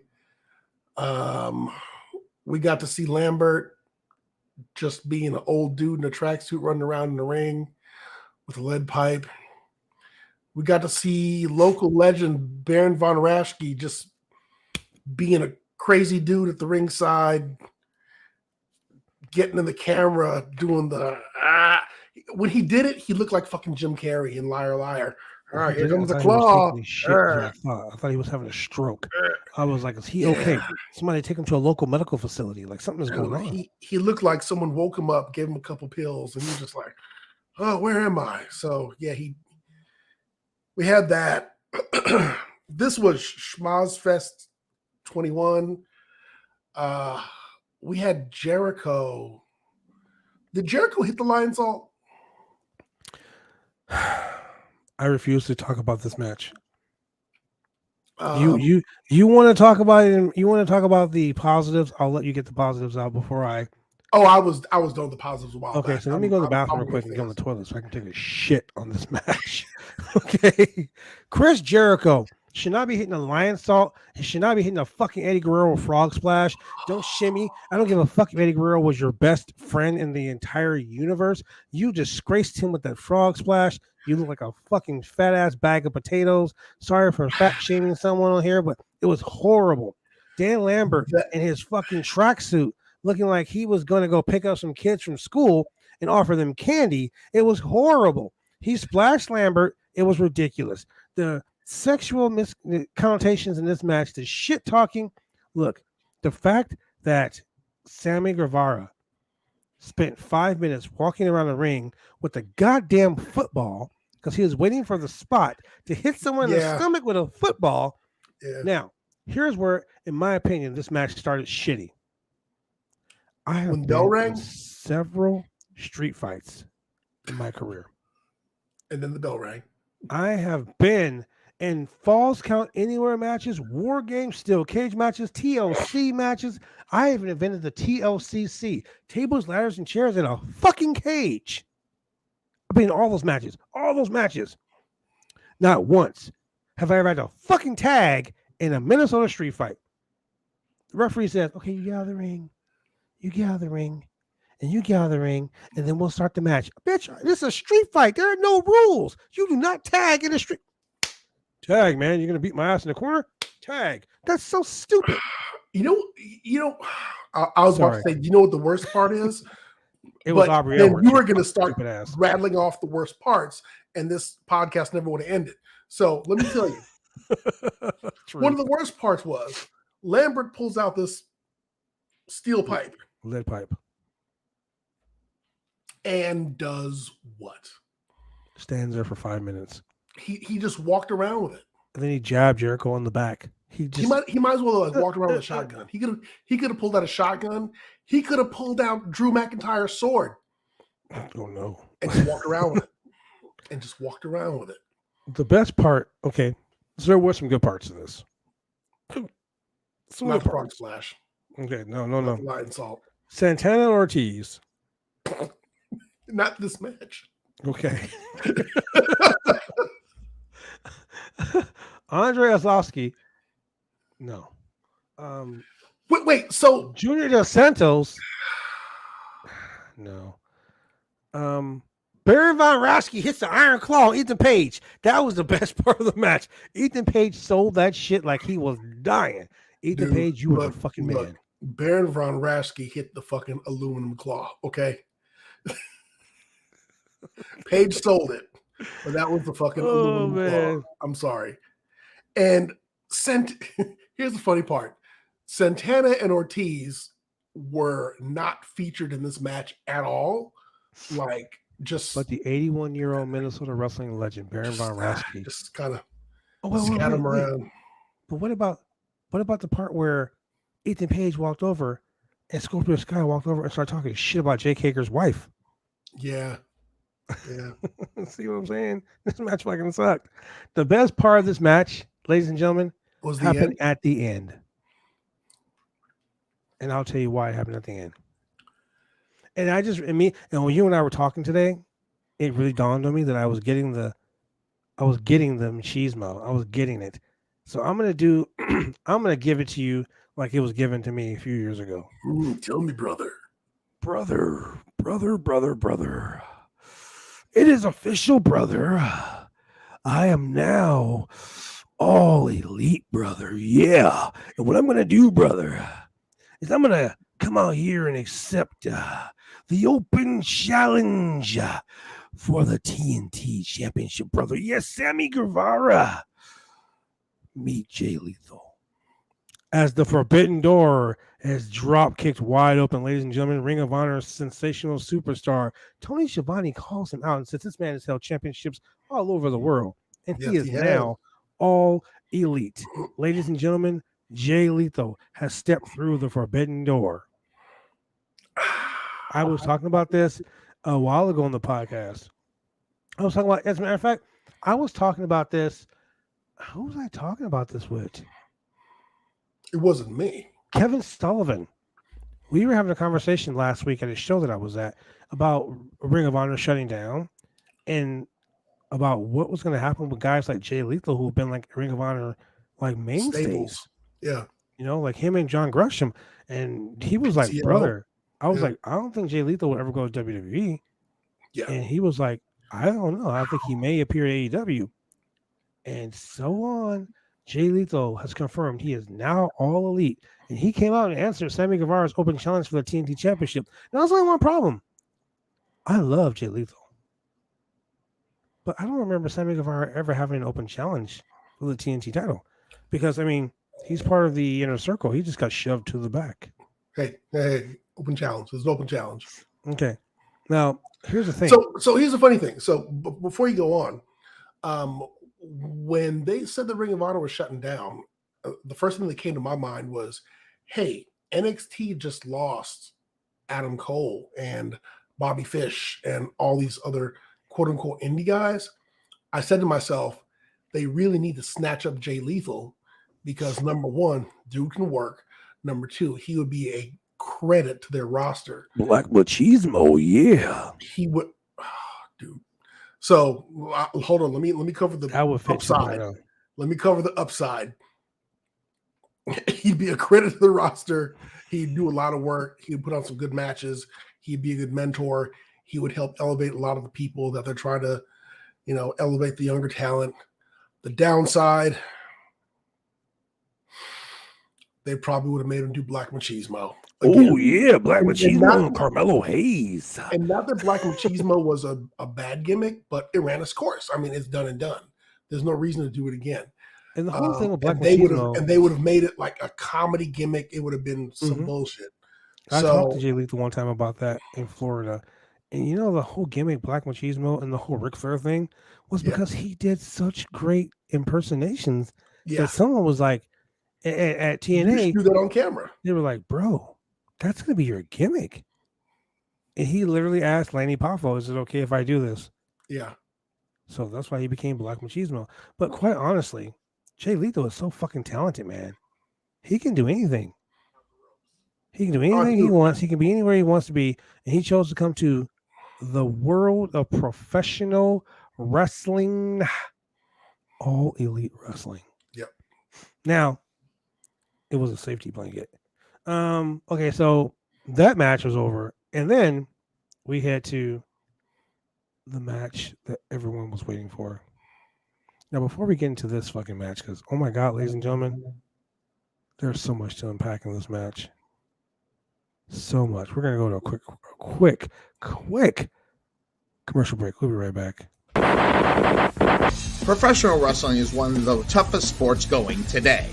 If you ever dreamed of being a professional wrestler, then former WWE superstar and World Tag Team Champion Sir Mo of the famed tag team Men on a Mission invites you, yes, you, to join his Bumps and Bruises Academy.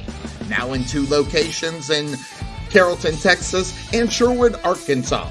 Allow Sir Mo and his head coach, Dante Smiley, and other coaches to get you on the road to an exciting and rewarding career. Classes forming now for your shot. Contact Sir Mo at 704-819-7312 or fill out an information questionnaire now. Don't wait, make your dreams come true today by joining the Bumps and Bruises Pro Wrestling Academy.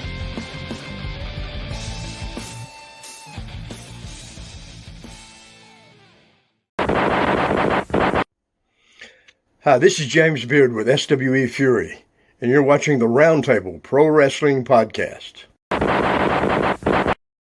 Hey, if James Beard says he's watching the Roundtable Pro Wrestling Podcast, guess what? Everybody's watching. So should you. And you can find us on www.bodyslam.net.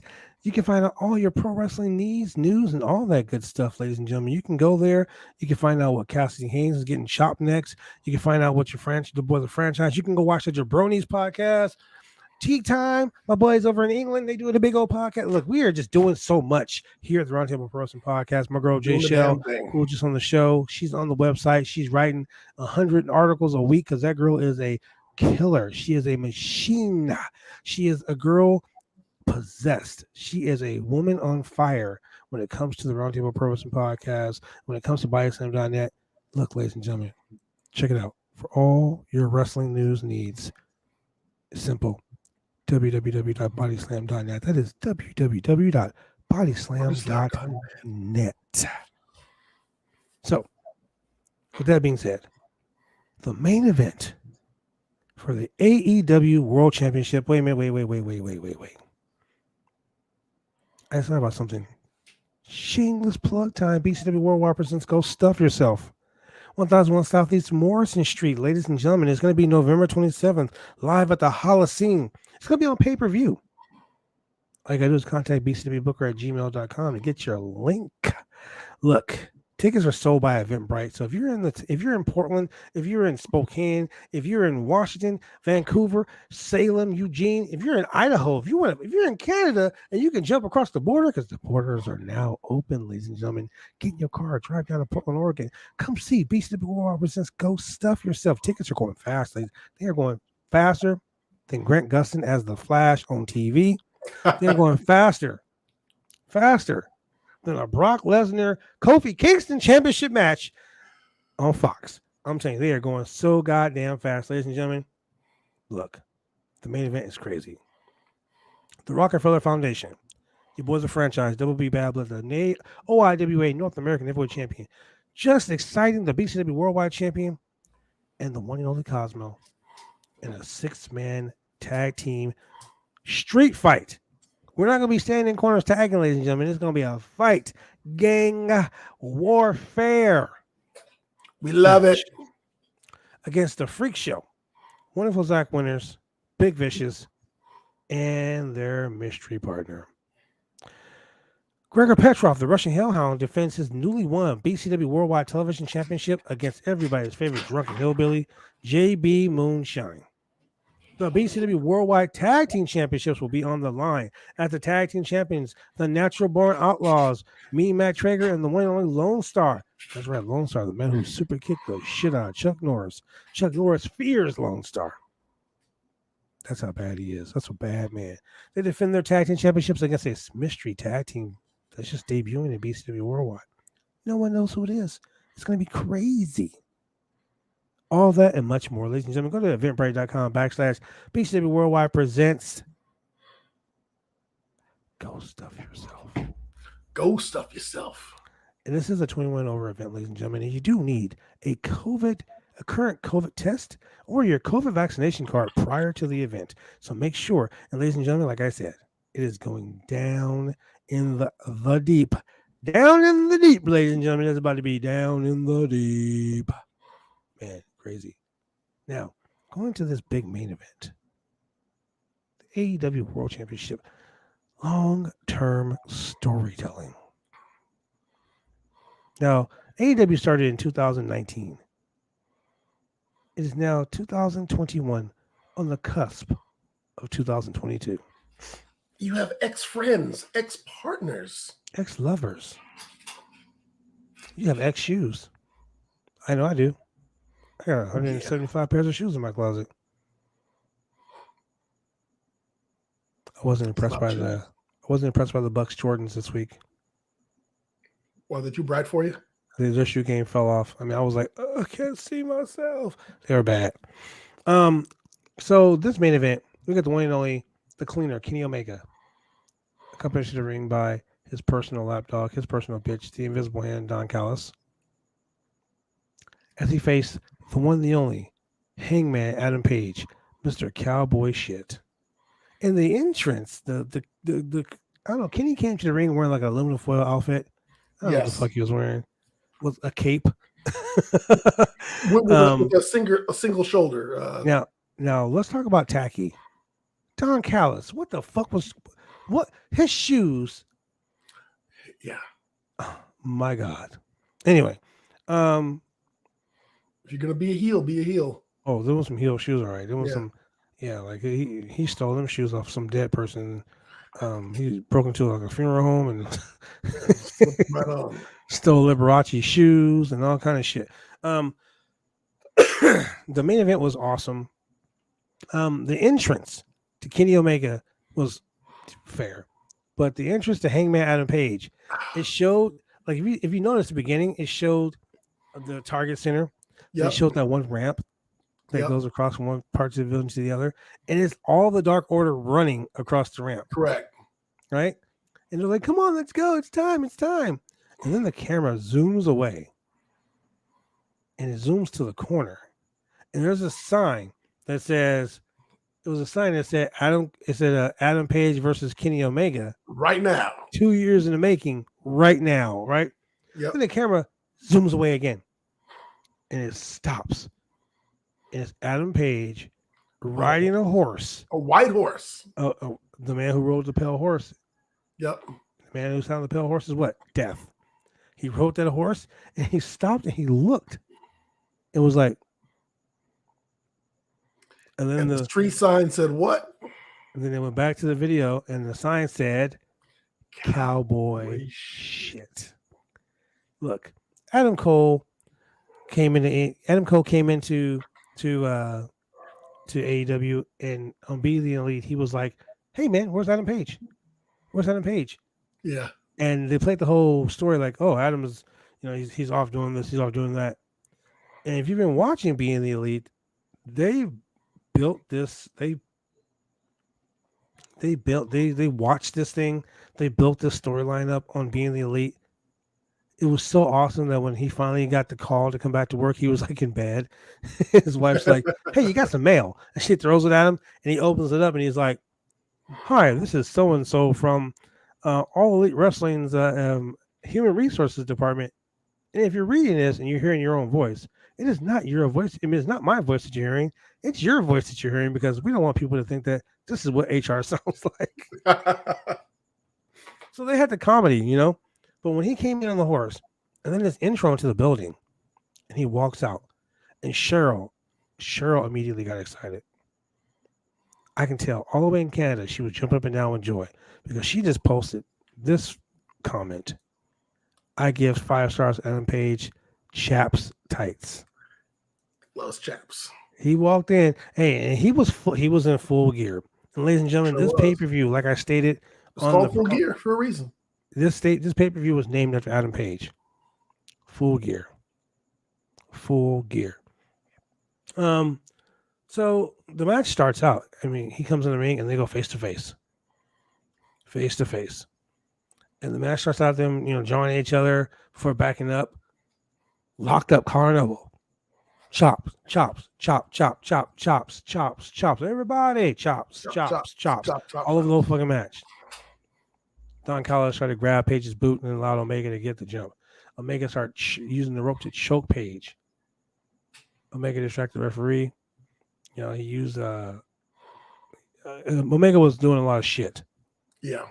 It was, people say that him winning the title made him what's what I'm looking for? A douchebag. The whole gimmick, him painting his face, doing his face, and the mustache and the dye, and but don't get it wrong, don't get it twisted. Tonight, Kenny Omega was the best belt machine. He came out here to have the best match that he could possibly ever have. He did.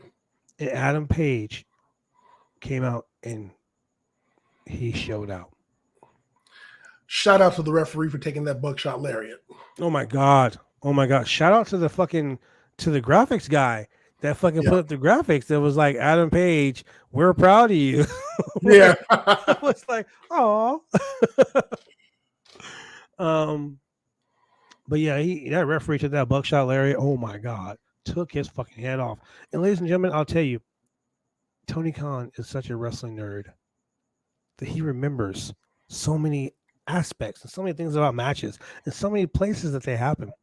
Because if you remember, there was a match where in Minneapolis, Minnesota, in the Target Center, a famed wrestler's streak was on the line. Yes. And the Undertaker had taken this massive bump, and the referee went down. And this guy, I'm not going to tell you who it was, Brock Lesnar, goes for the cover. Another Minnesota native. He goes to hook the leg. 1, 2, and the referee goes down. And little Nate Charles Robinson ran down the aisle at 100 miles an hour, slid in the ring, 1, 2, and he's going off a 3 count, the kick out.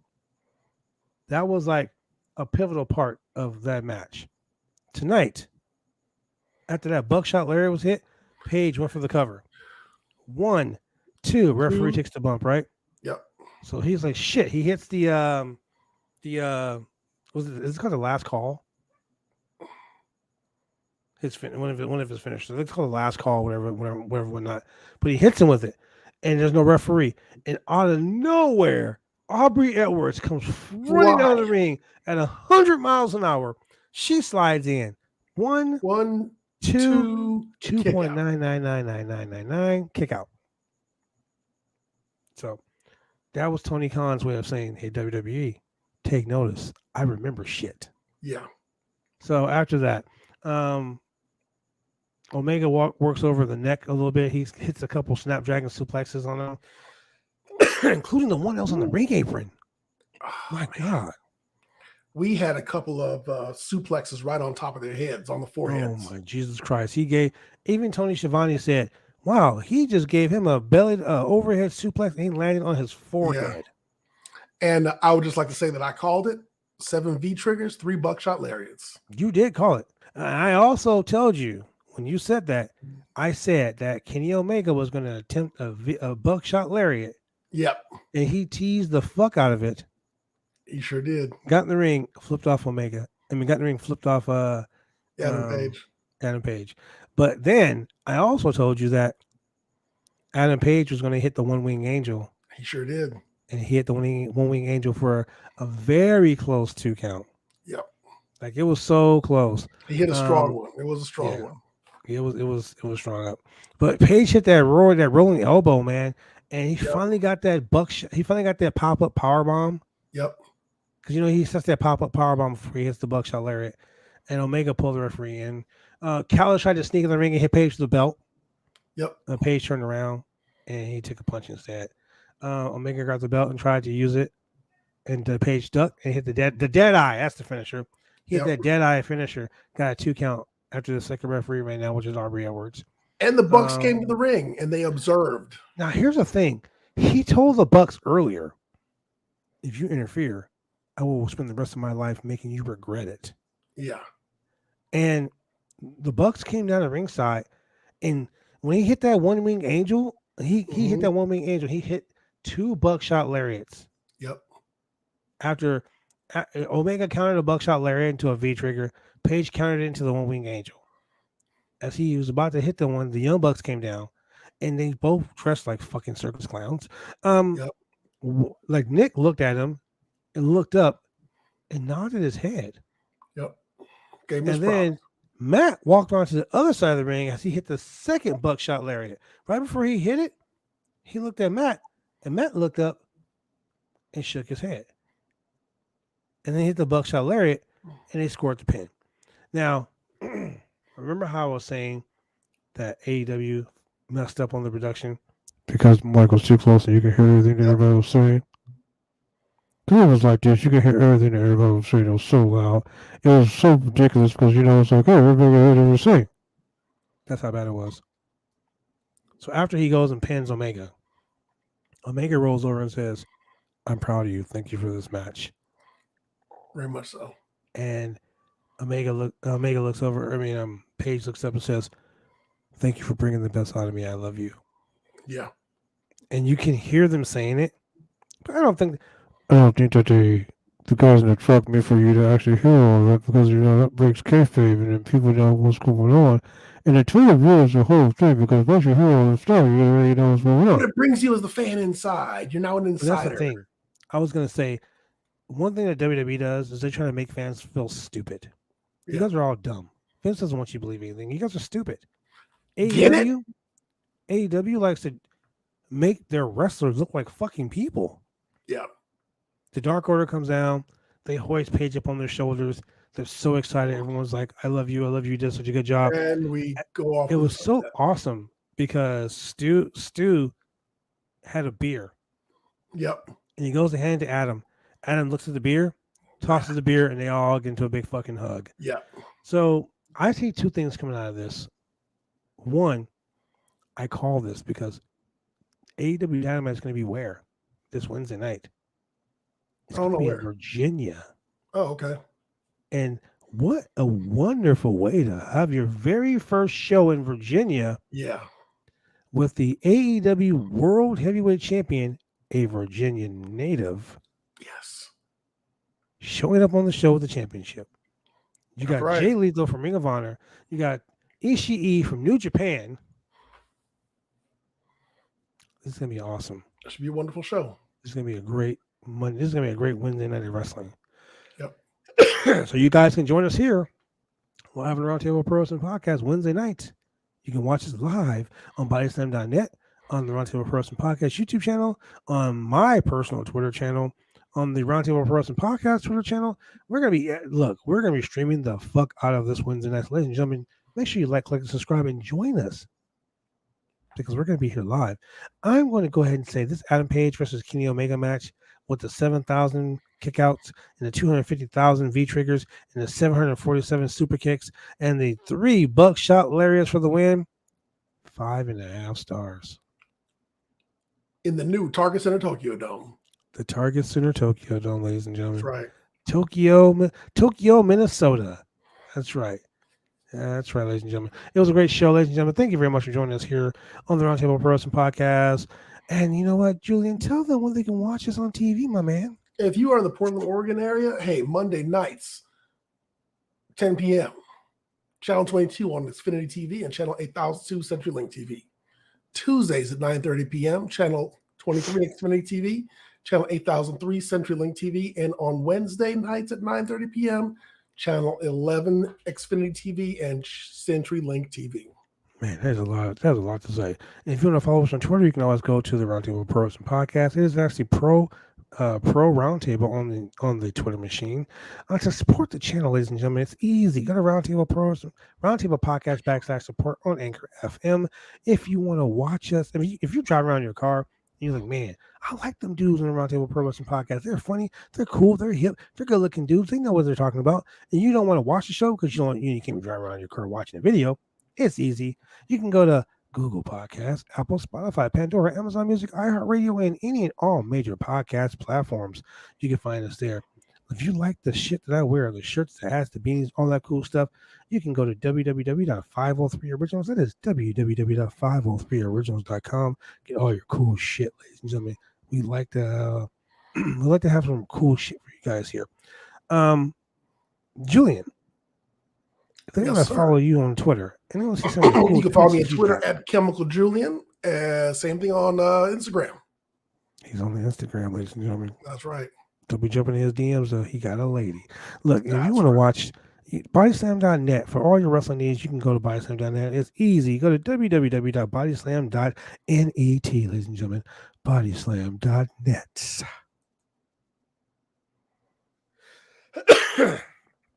With that being said, all hail Tribal Chief Woods. Gotta give my boy Adam Woods, according to Woods on YouTube. Shit, sorry. Newest member of the bodyslam.net family with his MMA, the Maharaja of MMA, the what, Julian? He is the professor of pugilistics. He is the Maharaja of MMA.